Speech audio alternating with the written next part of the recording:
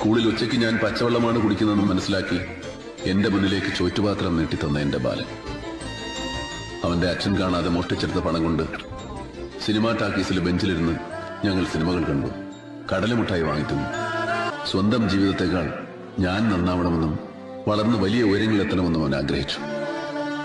അവന്റെ അച്ഛൻ ഊണ് കഴിക്കാൻ പോകുന്ന തക്കം നോക്കി അവൻ എനിക്ക് മുടി വെട്ടിത്തരും. എനിക്ക് വായിക്കാൻ പുസ്തകങ്ങൾ തരും. എന്നിലൊരു നടനുണ്ടെന്ന് ആദ്യമായിട്ട് പറഞ്ഞത് അവനായിരുന്നു. അവനിലൂടെയാണ് ഞാൻ ലോകം കണ്ടത്. എന്നെ സ്വപ്നം കാണാൻ പഠിപ്പിച്ചത് അവനായിരുന്നു. ഒടുവിൽ സിനിമ പഠിക്കാൻ മദ്രാശിയിലേക്ക് പോകുമ്പോൾ കാതിലെ കടുക്കൻ വിട്ട കാശുമായി അവൻ എന്റെ അടുത്തേക്ക് വന്നു. നിലകണ്ണുകളോടെ ഞാൻ ചോദിച്ചു, മലായി കടങ്ങളൊക്കെ ഞാൻ ഇങ്ങനെ വീട്ടു?